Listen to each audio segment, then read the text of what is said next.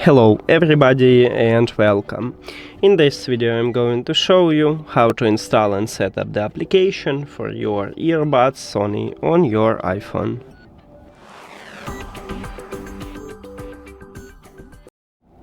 You have to start by open App Store and then go to the search at the right bottom. Now click the search line at the top and write Sony.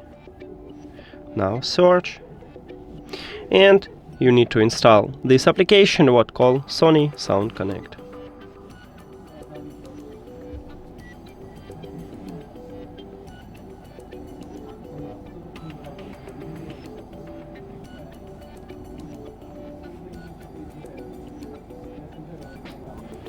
Now open it.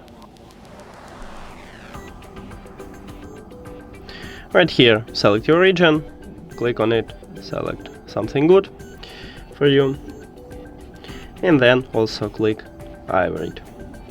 Then start, next, agree, agree, agree.